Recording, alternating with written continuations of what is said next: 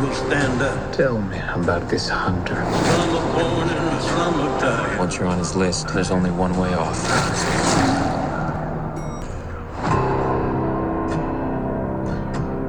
When the man comes around. Well, here it is, folks. My official thoughts on the most anticipated box office bomb of the year. Of course, I'm referring to Kraven. Let me open this a little bit. Kraven the Hunter. Now, before I talk about that, for the record, I don't do too many movie reviews. I haven't gone to the movies very much. I've dabbled in pop culture a couple times on this channel, but I think a movie review once in a while could be fun. So, just for the record, I don't go to the movies very often, but I figured, you know what, this is the last gasp of breath for this dying franchise, and I have not seen any of the other SSU Sony Spider-Man films, because I just don't care. But I figured, you know what, this would be a rite of passage. I'm going to do a review. So, here it is. Now, for the record, I am kind of a comic book fan. I'm more of a DC person. I like Batman, Superman, Wonder Woman, Justice League, all those guys. Those guys are great. Iconic, famous characters. My first ever comic book that I read, if you don't count like Calvin and Hobbes or Garfield or something, was Fantastic Four, The Search for Reed Richards, where he helped Galactus and he was on trial. I was at my grandma's house a long time ago. I must have been 7 or 8. And I was just snooping through the attic and I found that book. And then I was hooked. I was hooked on the book. But I have not read the follow-up.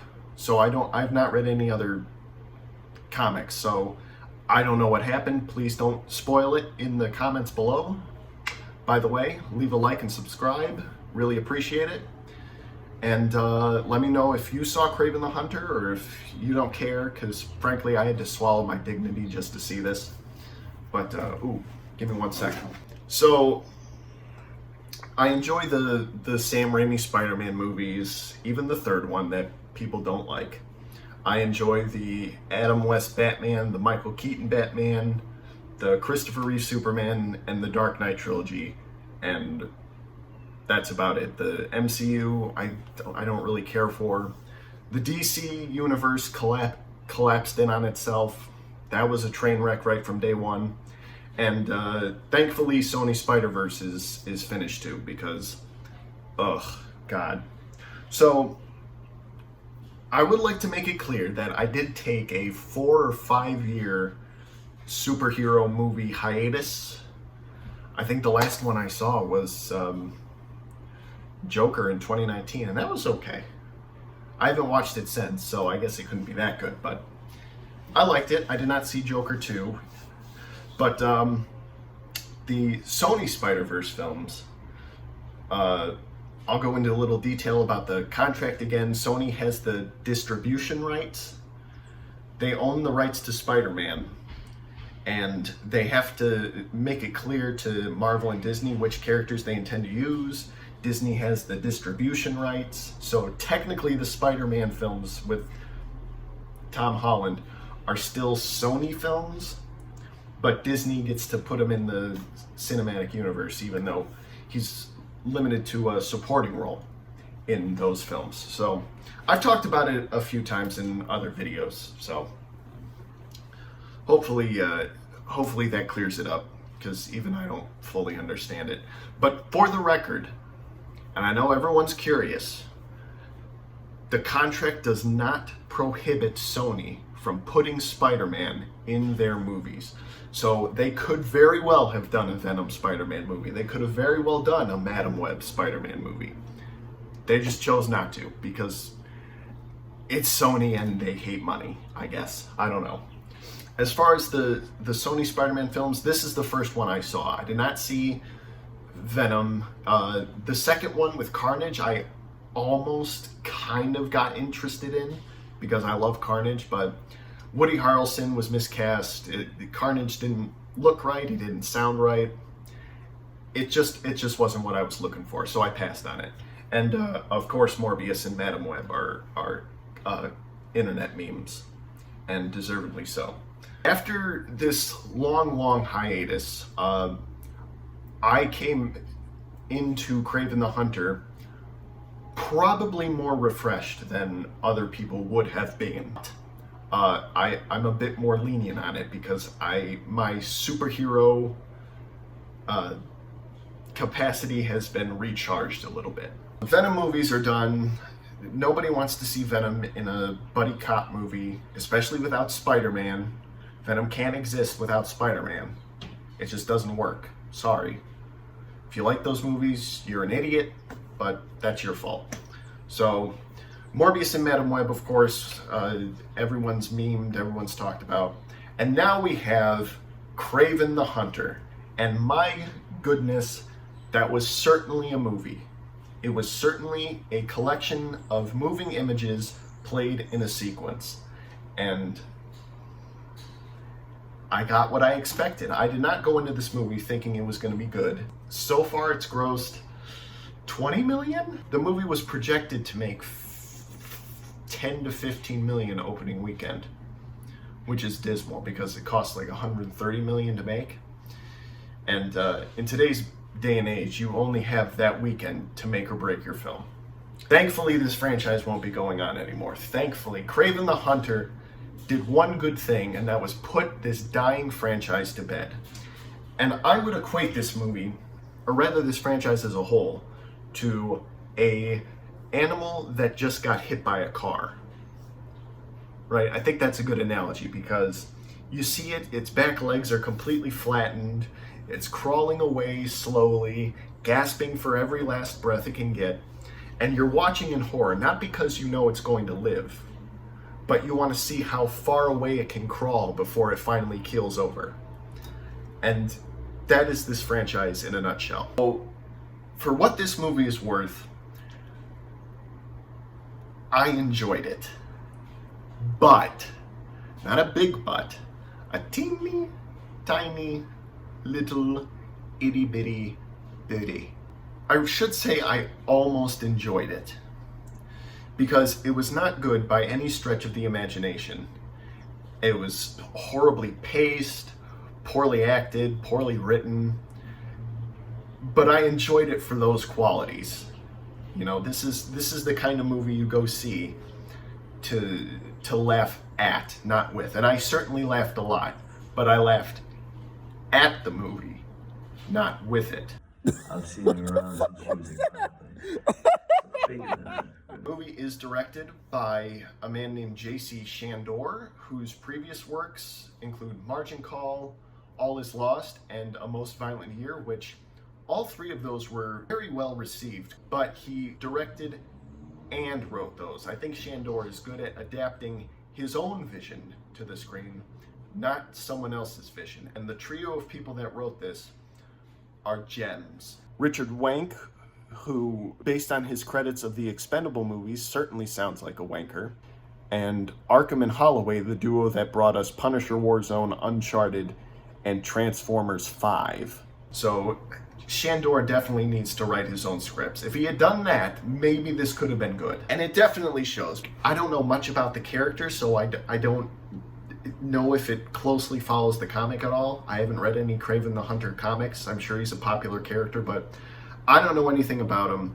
But the way he gets his powers in this is weird and bizarre.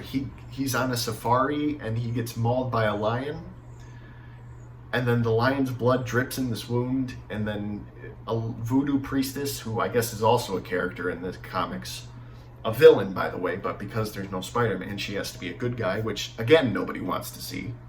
She's got this magical serum that heals all wounds, and he comes back and he's like super strong, and I don't even know. I don't even know if they qualify as powers. The movie doesn't tell you. You're just supposed to know.